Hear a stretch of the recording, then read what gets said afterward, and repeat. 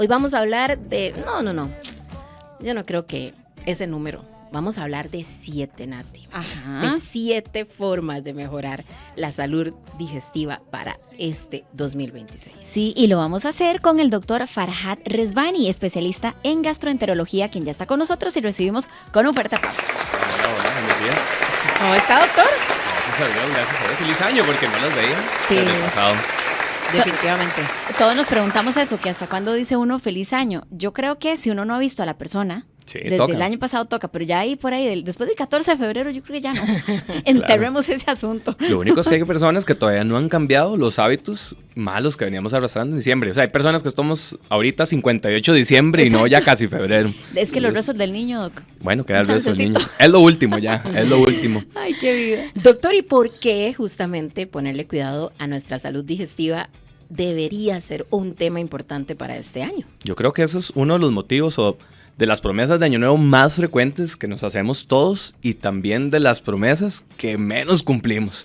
Problemas, digamos, ya quitémonos la culpa de lo que pasó en diciembre. Yo creo que yo lo disfruté un montón. Yo sí me porté un toque mal, a veces, un poco con el queque navideño, con los Qué tamales.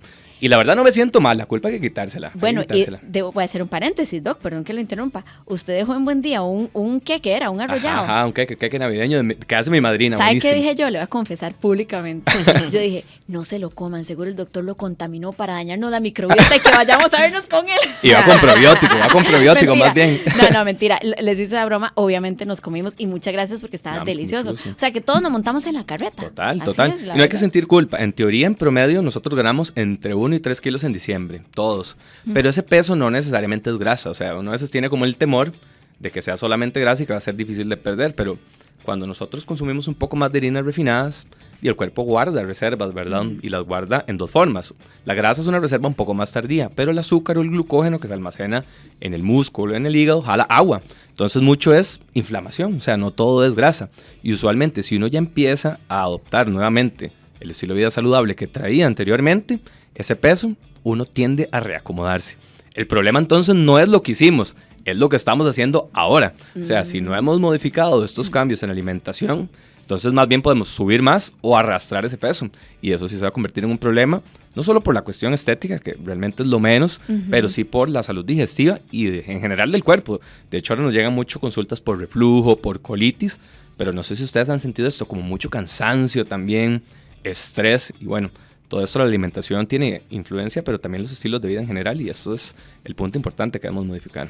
De hecho, doc, queremos saber cuáles son esas señales que uno puede detectar en su cuerpo que le dicen 2 cosas. Uno, que el sistema digestivo no está funcionando bien, pero también voy a colar esta pregunta a propósito de lo que usted nos dice. ¿Qué señales nos da el cuerpo para entender que ya, ok, esa inflamación que usted dice, propia de diciembre y de esa transición, ya va bajando y que el cuerpo de repente está preparado para otra vez retomar ejercicio, lo que usualmente comíamos y demás? Bueno, son como 2 preguntas en una. En realidad no hay que esperar la señal, pueden haber algunas, por ejemplo, algunos ya la faja del pantalón estamos en una gradita más, ¿verdad? O siente uno el abdomen más grande, digamos, y no necesariamente es grasa, ¿verdad? Puede haber distensión. De hecho, usualmente comemos un poco menos de fibra, el intestino se vuelve un poco más perezoso, entonces suelen haber más problemas de distensión, de colitis, de estreñimiento, y todo esto pues influye, ¿verdad? Estéticamente se nota. Pero más que esperar un momento o algunos cambios para empezar a actuar, debemos hacerlo ya, inmediatamente todos. De hecho, cuando uno está inflamado, paradójicamente es el momento donde uno debe de intentar comer mejor y hacer ejercicio. A veces cuesta, uno dice, ¿cómo voy a salir a caminar así? Es Y horrible. No puedo ni cerrarme el botón del pantalón. Lamentablemente, ese es el momento ideal y oportuno. Es más, hagan el experimento, salgan a caminar ese día 30 minutos y verán que ya después hasta el pantalón le queda a uno mejor. Y es porque no es solamente grasa, es inflamación. Y es inflamación con cambios pequeños, hidratación. Bueno, ahora hablaremos de esos 7 cambios. Pero hidratación, fibra, bajar harinas refinadas y empezar a hacer ejercicio. Y digamos, a veces nos metemos a fin de año, bueno, ya enero me meto al gimnasio, entonces hacemos la inversión de los 3 meses y en realidad está bien, o sea, si uno se va a acoplar está bien, pero con solo empezar a caminar, o sea, no necesitamos hacer cosas tan abruptas, no es necesario meterse de una vez al CrossFit, ¿verdad? Buenísimo el que puede, pero con pequeños cambios es que nosotros empezamos a arrancar este año, o sea, empecemos con lo poquito, caminar, ejercicio. Muy bien. Doctor, usted nos mencionaba cuando las personas, por ejemplo, llegan y dicen, acabo de comer y ya me inflamé, pero es normal, siempre me pasa. O como tal alimento y siento reflujo, pero ya es normal. ¿Por qué no deberíamos de normalizar síntomas a nivel digestivo? Claro, si los normalizamos y persisten en el tiempo, pueden ser una bandera roja, lo que hablamos, ¿verdad? Que tal vez no solamente fueron cambios de fin de año por alimentación, sino una enfermedad mayor. Por ejemplo, hemos visto mucho en fin de año que tal vez cenamos más tarde, que eso es una de las recomendaciones, ¿verdad? Intentar por lo menos acostarnos con el estómago vacío, o sea, 3 o 4 horas antes de acostarnos, ojalá ya no comer nada y que la cena sea ligera, porque uno de los problemas más grandes es el reflujo, o sea, esa sensación de ácido, de regurgitación, como que se le vuelve a uno el contenido del estómago, ¿verdad? O una sensación ardorosa en el vientre, en la boca del estómago, ¿verdad? Todos esos síntomas de reflujo se mitigan mucho, por ejemplo, evitando acostarse tarde con el estómago lleno y sobre todo eliminando grasas e irritantes como lo cítrico, exceso de bebidas alcohólicas que todavía se mantiene mucho, ¿verdad? Eso nos puede ayudar. Y la colitis, esa sensación como, yo le digo a los pacientes de aventazón, digamos, como que el abdomen está lleno de gas. Y esos cólicos, ¿cómo mejoran? Eso paradójicamente más bien mejora incrementando el ejercicio, caminando todos los días, hidratación y poco a poco comer más fibra. O sea, vegetales, incrementar el consumo de frutas, ojalá no tan dulces. Todos esos pequeños cambios van a generar mejorías, pero si el paciente persiste con síntomas, a pesar de que ya está haciendo esos cambios, entonces no demorar la atención es parte de los pasos importantes también. Aquí tenemos una consulta y se relaciona mucho con lo que decís, Nati. Dice, hola chicas, a mí me pasa que se me inflama el estómago con la mayoría de alimentos, me da mucha flatulencia y gases, dice, o eructos. Me dicen que por tener hígado graso nivel 2 y también tengo las enzimas hepáticas muy elevadas. ¿Qué le decimos, doctor? Bueno, son problemas independientes. A veces hacemos un ultrasonido, encontramos hígado graso y le echamos la culpa al hígado de, por ejemplo, el dolor que puede tener el paciente. En realidad ese dolor pareciera como de colitis, entonces estos cambios que tenemos que hacer, más hidratación, ejercicio, a veces hay trastornos en la microbiota que requieren tratamiento y por aparte es el hígado graso, que el hígado graso es un problema muy frecuente en nuestro país. No todas las personas con hígado graso, digamos, están en un riesgo alto de progresar una enfermedad más grave, cirrosis, digamos la palabra, que es una enfermedad crónica del hígado. Son precisamente los pacientes que tienen grasa más inflamación, o sea, como el caso de esta paciente, yo sí le recomendaría, importante, la pérdida de peso. Y no tiene que ser una pérdida de peso súper abrupta. De hecho, ese es el consejo número 1 que tengo para el día de hoy. Que los cambios que hagamos en alimentación sean balanceados. ¿Por qué? Porque a veces nos tiramos más bien al extremo. O sea, voy a hacer dieta 0 carbohidratos. Entonces quitamos algunos carbohidratos que pueden ser buenos, como por ejemplo la fibra que encontramos en la ensalada, en vegetales. Otra cosa que a veces se hace con mucha frecuencia son los ayunos extremos. Ese fin de semana comí súper mal, entonces el lunes no como nada. Esos cambios extremos son peores. O sea, es mejor cambios pequeños que puedan ser sostenibles en el tiempo que hacer cambios extremos. ¿Y cuáles son los más importantes? Número 1, disminuir azúcares, harinas refinadas, exceso de azúcar, digamos en gaseosas, por ejemplo, y bebidas alcohólicas que aportan muchas calorías, que son líquidas, entonces ni siquiera llena mucho, ¿verdad? Entonces ese es el primer cambio. Incrementar el consumo de fibra es el segundo cambio, o sea, comer más orgánico.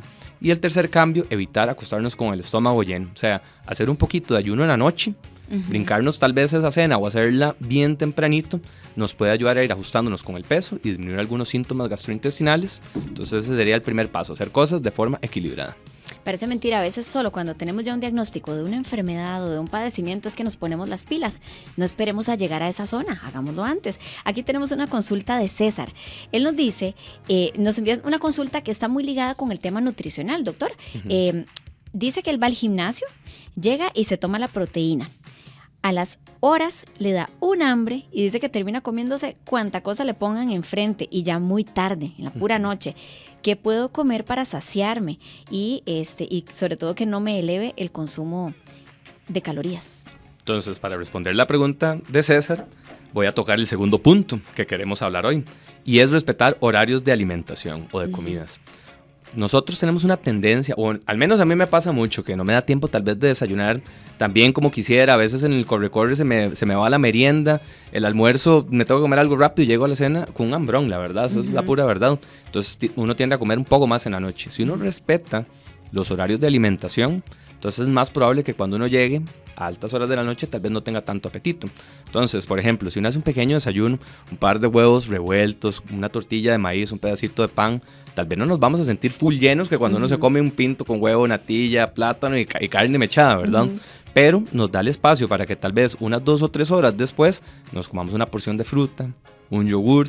2 o 3 horas después hacemos un almuerzo livianito, una porción de proteína, ojalá magra, ¿verdad? Pollo, pescado, cerdo, inclusive res, 2-3 veces a la semana es posible, ensalada, vegetales. Tal vez no nos sentimos a full, pero es mejor, o sea, es mejor sentir saciedad y no llenura, que son sensaciones distintas. Sí. A la media tarde ya hacer un cafecito pequeño, cenar bien temprano y ligero, y en el caso de César, que por ejemplo hace actividad física, perfectamente él puede utilizar, digamos, una pequeña merienda en la noche, eso sí pequeña, evitar grandes cantidades, y usar proteínas de absorción lenta, como la caseína. Eso permite que él no se acueste con el estómago tan lleno y que esa proteína se vaya absorbiendo a lo largo de la noche. Entonces, esas recomendaciones, si uno hace 5 o 6 tiempos de comida, es más probable que no vaya a sentir tanta hambre después de la actividad física. Ok. Perfecto. Doctor, por acá nos preguntan, dice que tienen hígado graso, pero está bajo peso.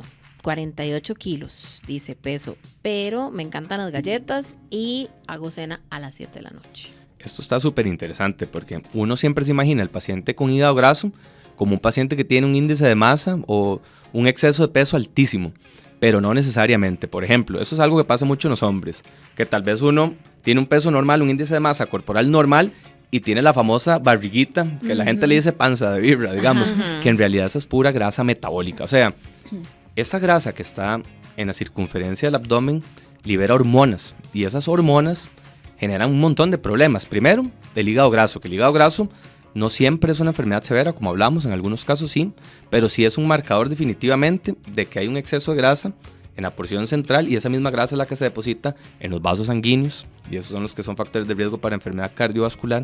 Entonces, al final de cuentas, algunos colegas de nosotros lo dicen de forma jocosa de que esos son los flacos gordos, o sea, que son pacientes que tienen un peso tal vez normal, pero la distribución de la grasa y metabólicamente en realidad tienen enfermedad, o sea, tienen el azúcar alta, tienen problemas inclusive de hipertensión, y estos pacientes realmente muchas veces es la forma en que se alimentan, tal vez son dietas muy altas en harinas refinadas, tal vez son pacientes que son muy sedentarios, entonces no basta solo el peso, por eso el peso a veces es una de las cuestiones que a veces engañan. Por ejemplo, hay pacientes que tienen un peso bajo y tal vez lo que tienen bajo es la masa muscular y el músculo es metabólicamente activo. Entonces, al final, más que guiarse por el peso, en ocasiones es importante guiarse por la distribución de los compartimentos, por el índice de grasa, por el índice de masa y sobre todo por la porción de grasa visceral, porque al final esta es la más peligrosa. Vean, estoy como el rosario del niño, ya me perdí por cuál misterio vamos. Vamos por el tercer misterio. El tercero.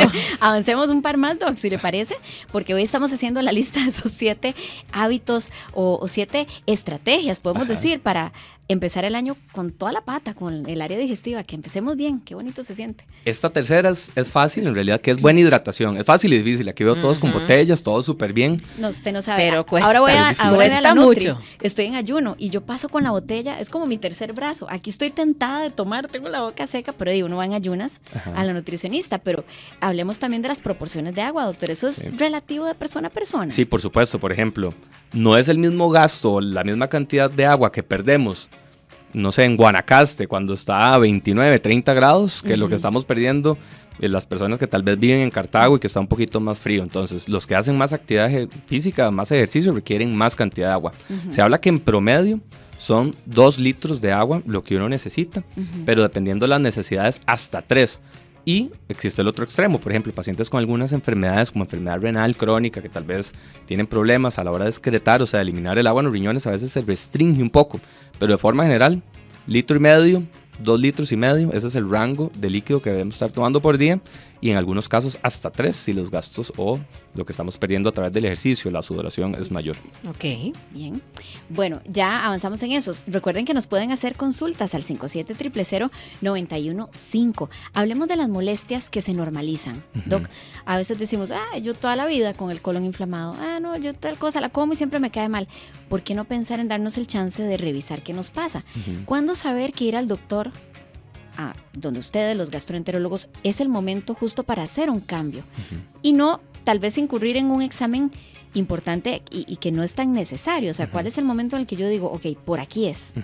Entonces, si nunca hemos tenido síntomas ni nada en la vida, todos debemos de pasar donde el gastroenterólogo a los 45, 50 años, porque le da para tamizar, o sea, buscar algunas lesiones que a futuro pueden desarrollarse y pueden convertirse en problemas como el cáncer gástrico, el cáncer de colon. Ambas enfermedades se pueden detectar temprano, inclusive se pueden prevenir. Problemas que cuando empiezan casi no dan síntomas. Entonces, todos a los 50, digamos, pagamos un corte, todos a los 45, 50 vamos, pero antes de esto puede ser más importante si el paciente tiene algunos síntomas crónicos. Por ejemplo, si ya el dolor abdominal es persistente, debemos de acudir. Si el dolor no mejora con medicamentos, con las intervenciones de dieta, debemos acudir. Si tenemos pérdida de peso no explicada, tenemos que acudir. Si nosotros tenemos alteraciones en los exámenes de sangre, por ejemplo, inflamación en el hígado, anemia, sangre oculta en las heces, debemos de acudir a la consulta. Si tenemos antecedentes heredofamiliares de cáncer, todavía más temprano. Y los síntomas que aparecen después de los 50 años siempre nos deben de llamar la atención. O sea, es muy raro un reflujo o un colon irritable que aparezca a los 60 años. Eso es rarísimo.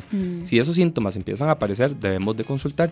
Y también no normalizar. Por ejemplo, en nuestro país, una de las cosas que más se normaliza es el estreñimiento.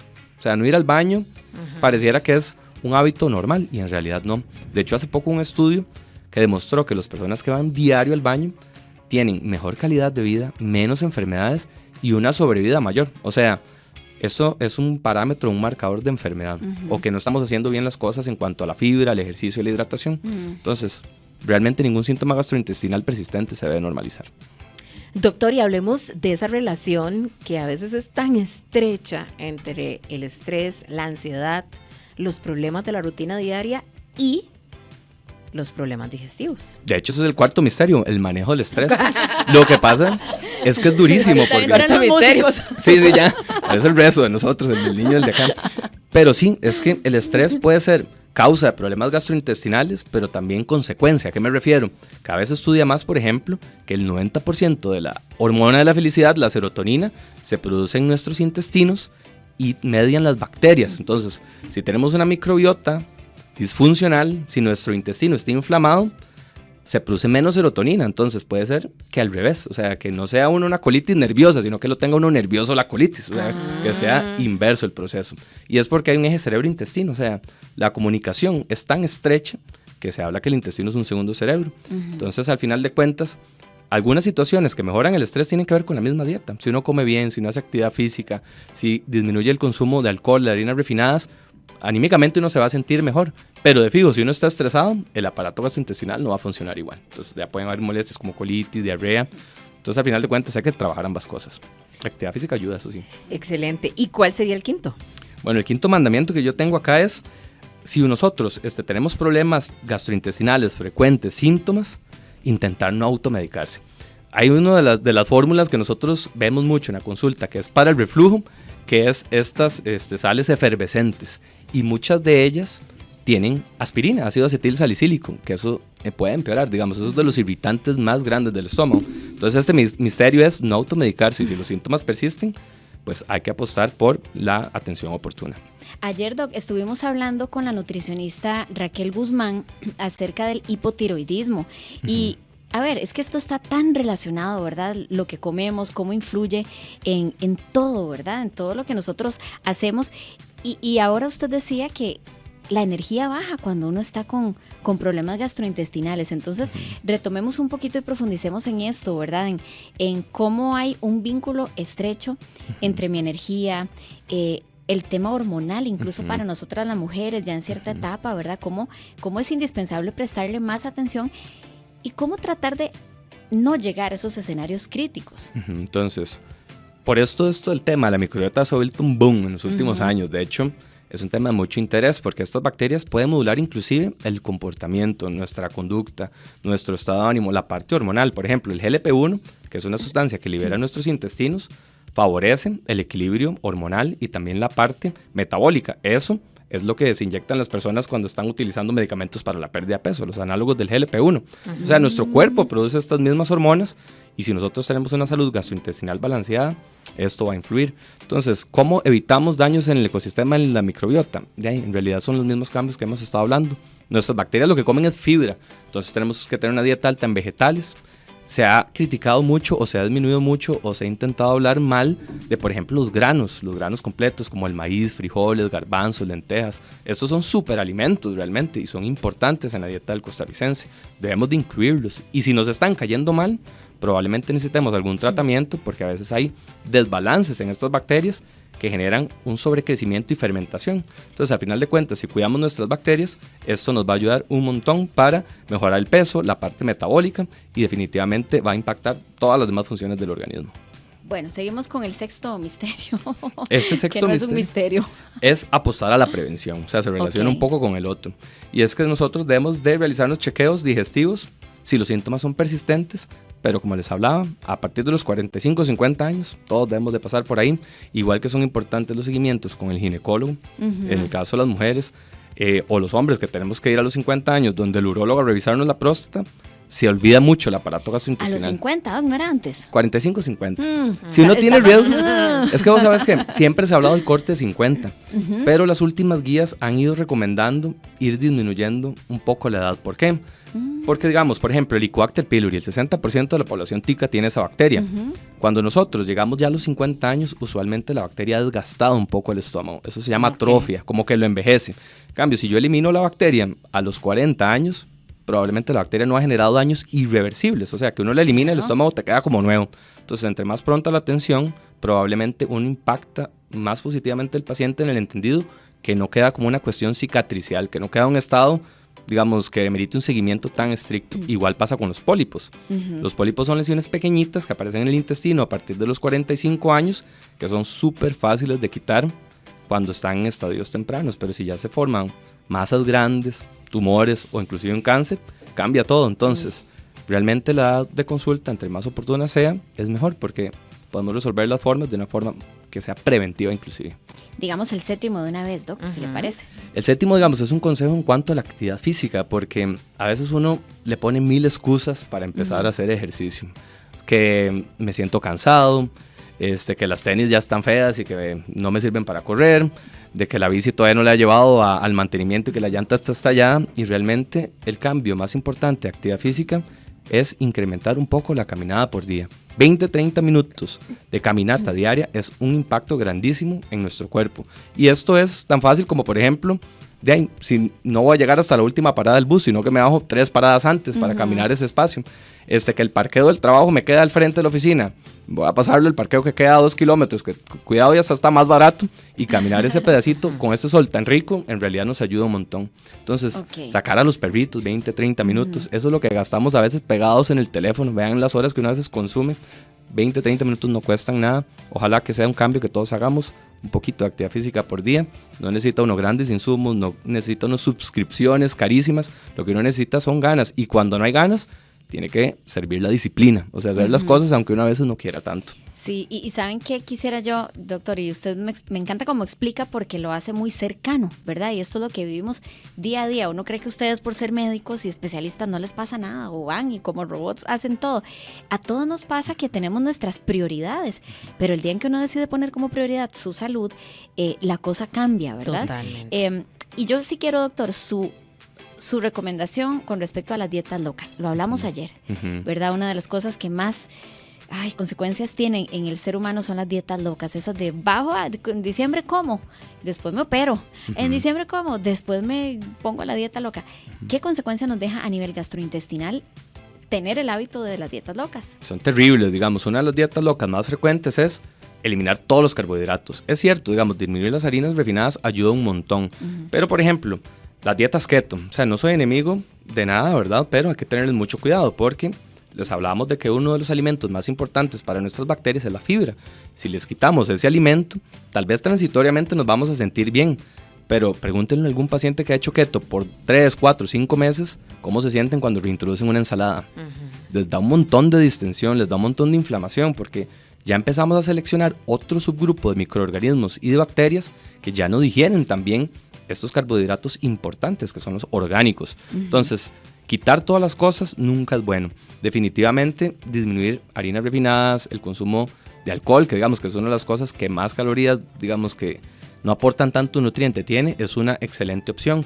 Pero otras cosas que, por ejemplo, pueden generar mucho daño, inclusive hormonal, son los ayunos en los pacientes que no están acostumbrados o que no tienen indicación. Por ejemplo, hay muchas personas que dicen, bueno, no voy a desayunar ni almorzar, y llegan a la cena con un montón de hambre, comen demasiado y eso les va a generar reflujo, y al final de cuentas, en esas pocas horas casi que consumen todas las calorías que en un día normal uno debería consumir. Entonces, al final de cuentas, es no tirarse extremos. Pequeños cambios constantes en el tiempo son más importantes que cambios abruptos, que cambios que no sean sostenibles y que inclusive pueden afectar nuestro aparato gastrointestinal y todo el cuerpo en general, ¿verdad? Perfecto. Excelente, doctor. Bueno, nos quedó muy claro. Ahora lo que falta es tomar acción, que yo creo que después de esta conversación es lo que viene. Él es el doctor Farhad Rezvani, quien es especialista en gastroenterología. ¿Lo digo bien, verdad? Súper Total bien. Sí. Doctor, ¿cómo lo podemos contactar? Nos pueden buscar en Equilibrium a través de nuestras redes sociales, que están a nombre equilibrium.cr, o también nos pueden buscar a través de nuestro WhatsApp. Con muchísimo gusto le podemos atender al 8880-2931. A esos contactos nos pueden buscar y para nosotros será un placer ayudarles. Perfecto, doctor. Gracias por habernos... Estás a solo un clic de distancia. Suscríbete a nuestro canal para más contenidos.